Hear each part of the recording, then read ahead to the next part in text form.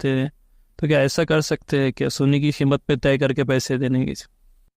भाई ये सवाल, क्या किसी को पैसे देना है तो क्या आप सोने की कीमत में पैसे तय करके दे सकते हैं? जैसा मिसाल के तौर पर सोना 60,000 रुपये तोला है, तो मैं कहूँ कि ये 60,000 रुपये लीजिए, 1 तोला सोने के बदले लेके। अब मुझे आप 1 तोला सोना बाद में देना, जब आप मुझे रिटर्न करेंगे। तो ऐसी शक्ल के अंदर क्या दुरुस्त होगा, जबकि सोना नहीं दिया जा रहा, इसलिए उसमें सोना खरीदना है, मेकिंग चार्जेस है वो लगने वाले, और उससे लिया जा रहा था तब सोने के हिसाब से किया जा रहा। तो याद रखिए, अगर आप सोने का अगर पैमाना वो कर रहे हैं तो आपको सोने में ही चीज़ें देना होंगी।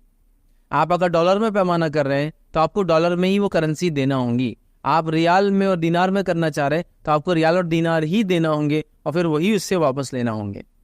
आप ये नहीं कर सकते कि आज जो रियाल का रेट है, आज जो दिनार का रेट है, आज जो पेट्रोल का रेट है, आज जो सोने का रेट है, उसके हिसाब से मैं तुमको 1 तोले के हिसाब से 60,000 दे रहा हूँ। अब कल जब वापस करोगे अगर वो 65 का तोला होगा तो मेरे को 65 देना पड़ेगा, ये नहीं कर सकते आप, फिर वो इन्वॉल्व करना पड़ेगा।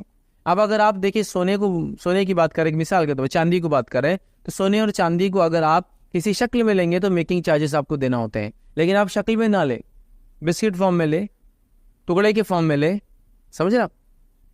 टुकड़ा होता है सोने का या बिस्किट होता है, बिस्किट थोड़ा सा महंगा होगा लेकिन उसके टुकड़े भी होते हैं। आप उसको बोले कि टुकड़े दे, तो वैसे रफ टुकड़ों को काउंट करके आपको एक बना की क्वांटिटी 1 तोला देंगे, उसमें बहुत ज़्यादा चार्जेस नहीं जाते।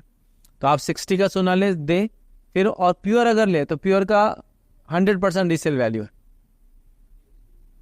ठीक है। वो जो टैक्सेस वो लगेंगे वो उसका पार्ट है, वो एक्टिविटी का पार्ट है, उसको हम डिनाई नहीं कर सकते। जैसे उसमें जीएसटी लगेगा, टैक्सेस लगेंगे, वो एक्टिविटी का पार्ट है, वो आपको देना होगा। और जनरली सोने चांदी पे पहले तो काफ़ी कम था, 1% जीएसटी था, अभी शायद 3% है, ठीक है। तो 3% भी याद रखिए, अमाउंट के हिसाब से एक अच्छा खासा होता। लेकिन अब आपको चूंकि उस क्वांटिटी में करना है तो वो सारी चीज़ें आपको डील करना होंगी, याद रखिए। तो लिहाजा आपको सोना देना होगा और उससे फिर सोना लेना होगा। आप ये नहीं बोल सकते कि ये सोने का रेट इतना है, मैं आपको आज दे रहा हूँ 60,000, कल जो भी सोने का रेट होगा मुझे देना, फिर आप 1 साल बाद दे रहे तो 65 हो रहा है, तो आप 65 दे रहे जबकि सोना इन्वॉल्व ही नहीं बीच में। खाली सोने का एक पैमाना आपने इन्वॉल्व किया, दुरुस्त नहीं होगा।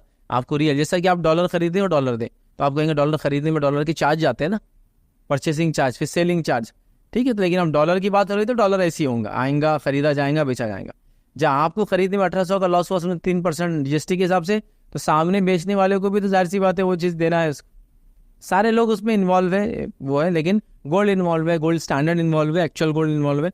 तो अगर आप ऐसा कर रहे हैं तो फिर आपको गोल्ड, सिल्वर या वो चीज़